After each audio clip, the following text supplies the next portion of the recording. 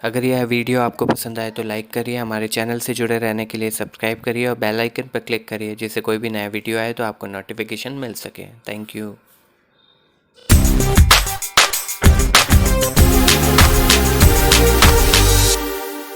नमस्कार दोस्तों, जय श्री कृष्णा।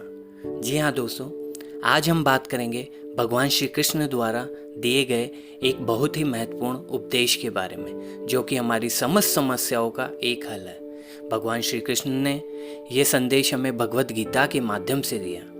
इस उपदेश को सुनने से पहले हम इससे जुड़ी एक कहानी को भी सुनेंगे दोस्तों, जो कि इस उपदेश के सारांश को बहुत अच्छे से व्यक्त करती है।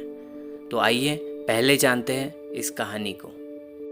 काफ़ी पुराने समय की बात है दोस्तों।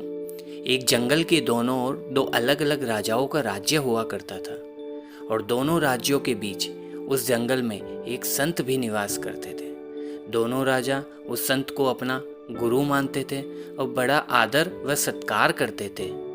उस जंगल के बीचों बीच एक नदी भी बहा करती थी दोस्तों, जो उन दोनों राज्यों का एकमात्र जल का स्रोत थी। इसके चलते दोनों राजाओं में आए दिन विवाद हुआ करते थे।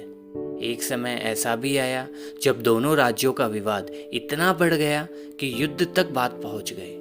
युद्ध शुरू होने से पहले दोनों राजा संत का आशीर्वाद लेना चाहते थे, और इसीलिए वो एक एक करके संत के स्थान पर पहुंच गए। जब पहले राजा संत के निकट पहुंचे और उनसे आशीर्वाद मांगा, तो संत ने उन्हें कहा कि तुम्हारे भाग्य में मुझे जीत नहीं दिखती, आगे ईश्वर की मर्जी।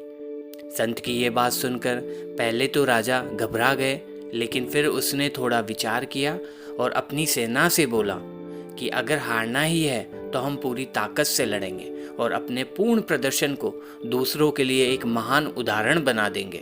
इसी प्रकार जब दूसरा राजा आशीर्वाद लेने के लिए संत के पास पहुंचा, तो उसे देखकर संत बोले कि इस समय भाग्य मुझे तुम्हारे पक्ष में लगता है, आगे जैसा ईश्वर चाहे।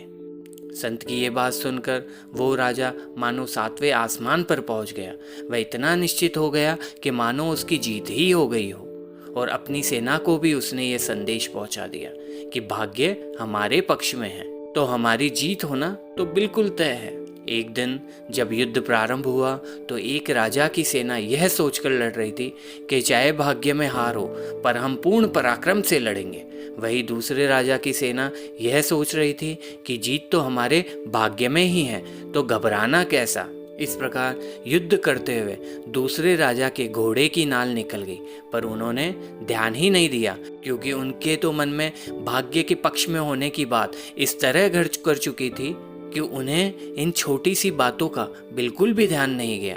उन्होंने सोचा कि जब भाग्य ही मेरे साथ है तो फिर किस बात का डर। कुछ देर में राजा का घोड़ा लड़खड़ाने लगा और वह गिर पड़ा।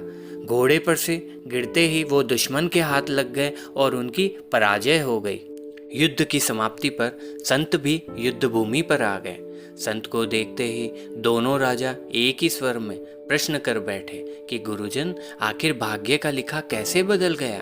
संत मुस्कुराए और उत्तर देते हुए बोले कि हे राजन, भाग्य नहीं बदला, वह तो स्थिर है, परंतु आप लोग बदल गए। संत ने जीतने वाले राजा की तरफ इशारा करते हुए कहा, स्वयं को ही देखिए राजन, संभावित हार के बारे में जानकर भी आपने दिन रात एक कर दिए। युद्ध की हर चीज का ख्याल खुद रखने का फैसला किया, जबकि पहले आपकी योजना सेनापति के बल पर युद्ध करने की थी। वही हारने वाले राजा की ओर संत बोले, हे राजन, आपने तो युद्ध जीतने से पहले ही उसका उत्सव मनाना प्रारंभ कर दिया। यहाँ तक कि अपने घोड़े की नाल का भी आपने ख्याल नहीं किया। सेना की रणनीति पर ध्यान देना तो बहुत ही दूर की बात है। और आखिरकार वो हो गया जो होना लिखा था। अंत में संत दोनों राजा से कहते हैं कि हे राजन, भाग्य नहीं बदला, परंतु भाग्य की सोच में आपके कर्म के प्रति आसक्ति ही बदल गई।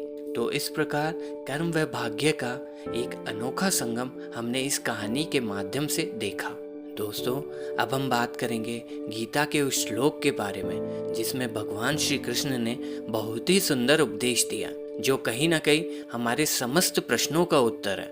गीता के अध्याय 2 के श्लोक 47 में भगवान श्री कृष्ण कहते हैं कि तुम्हारे कर्मों पर तुम्हारा अधिकार है, लेकिन कर्म के फल पर तुम्हारा कोई अधिकार नहीं। इसीलिए फल के प्रति आसक्त हुए बिना ही अपना कर्म करते रहो। दोस्तों, भाग्य लोहे के समान होता है और जहाँ कर्म का चुंबक मौजूद होता है वह वही खिंचा चला आता है।